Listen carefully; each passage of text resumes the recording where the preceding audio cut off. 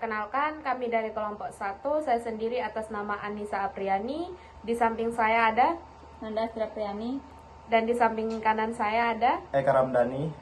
Baik, di sini kami dari kelompok 1 akan mempresentasikan hasil proyek kami, yaitu sistem pengelolaan program kerja divisi Ekraf HMPS. Baik, pada kesempatan ini saya akan menjelaskan sedikit mengenai latar belakang dari proyek kami, yaitu latar belakangnya divisi ekonomi Ekraf HMPS memiliki berbagai program kerja yang harus direncanakan, dilaksanakan, dan dipantau hingga dievaluasi setiap periode kepengurusan. Namun, proses pengelolaan program kerja masih banyak dilakukan secara manual, sehingga sering menimbulkan beberapa permasalahan seperti data yang tercecer, kesulitan memantau perkembangan kegiatan, penyusunan laporan yang memerlukan waktu yang cukup lama, serta kurangnya koordinasi antar anggota. Berdasarkan permasalahan tersebut, kami membuat sistem pengelolaan program kerja divisi Ekraf HMPS sebagai solusi digital untuk membantu pengurus dalam mengelola seluruh kegiatan secara lebih efektif, efisien, dan terstruktur.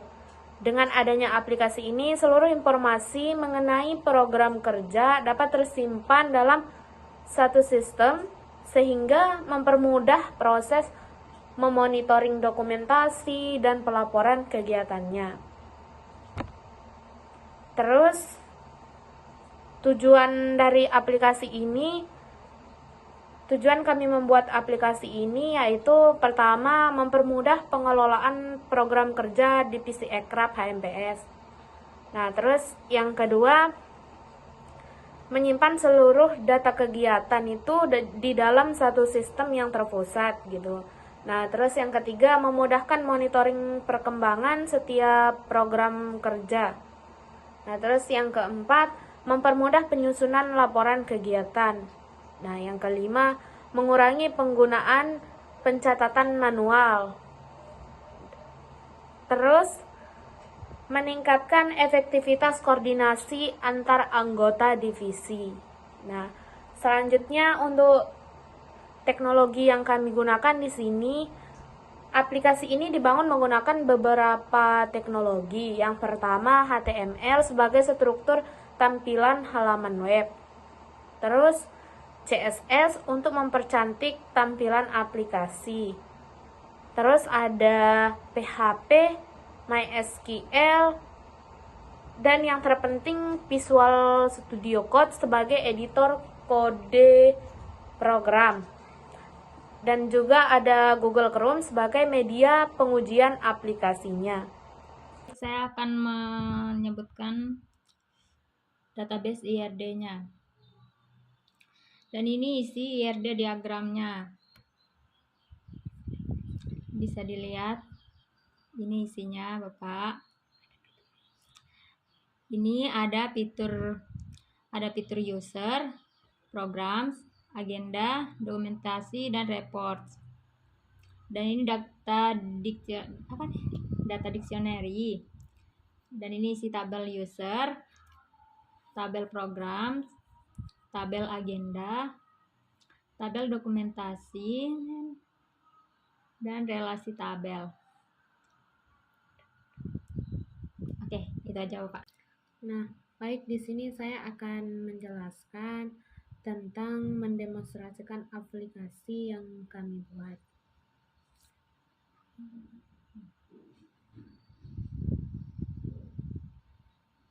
Lemot kali, Pak. Pertama adalah halaman dashboard. Nah, pada halaman ini ditampilkan ringkasan informasi seperti total divisi, program kerja, agenda mendatang, dokumentasi, sama aktivitas terbaru program kerja. Nah, di sini divisi pelaksananya ada divisi apa aja. Nah, untuk statusnya apakah berjalan atau dalam proses. Nah, terus next di sini ada fitur division. Nah,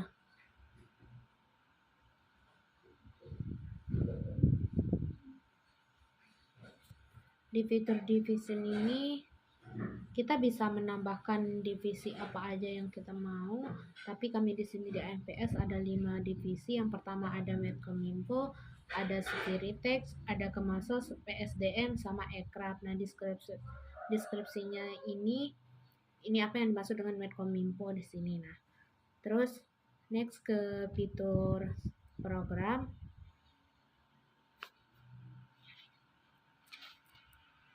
Nah, di sini di fitur program ini digunakan untuk mengelola seluruh program kerja divisi Ekrab. Nah, pada halaman ini pengguna dapat menambahkan apa yang mau ditambahkan.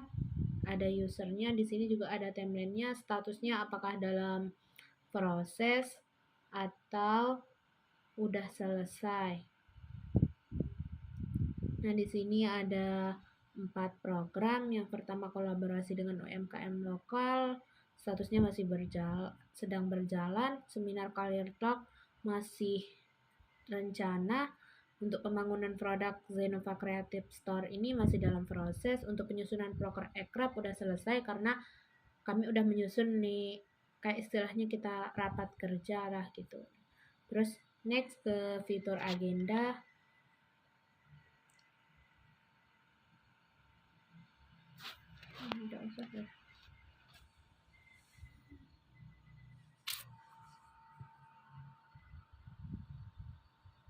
Nah, iya udah ya. Nah, di sini ada agenda program, kita bisa menambahkan agenda di sini.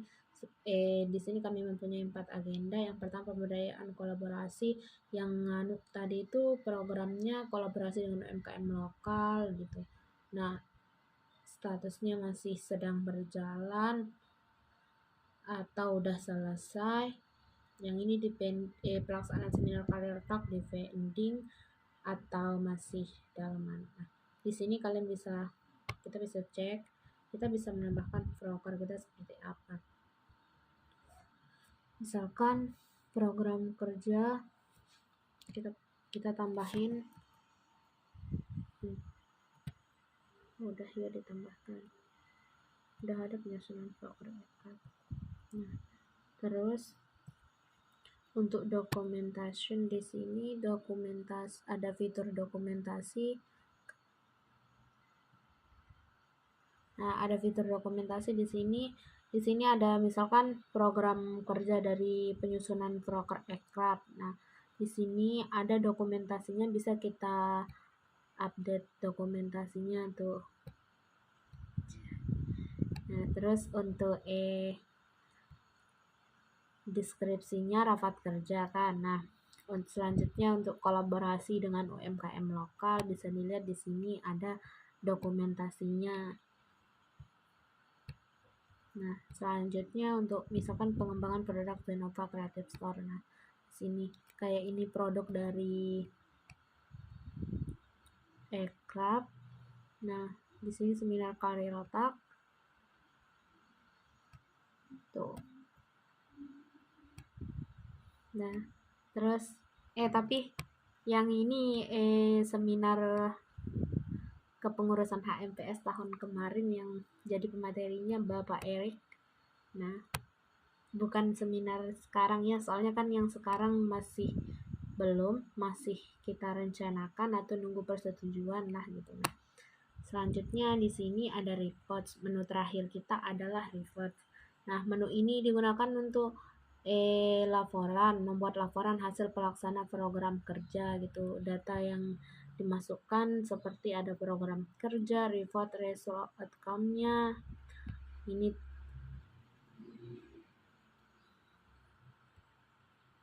udah sih sama aja seperti tadi, kita bisa mengedit dan menghapusnya. Udah sih itu aja untuk video demonstrasinya. Next, kendala yang dihadapi. Selama proses pengembangan aplikasi, kami menghadapi beberapa kendala antara lain. Yang pertama, menentukan struktur database agar setiap menu saling terhubung. Yang kedua, menghubungkan data antar program, division, agenda, documentation, dan reports. Yang ketiga, mengatasi error pada proses penyimpanan data. Yang keempat, menyesuaikan tampilan antar muka agar mudah dipahami pengguna.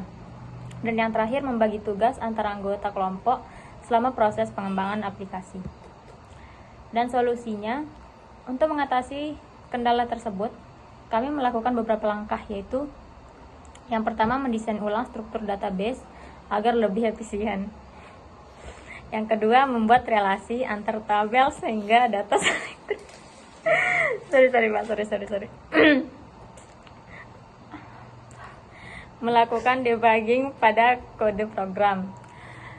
Menguji setiap fitur secara bertahap sebelum digabungkan.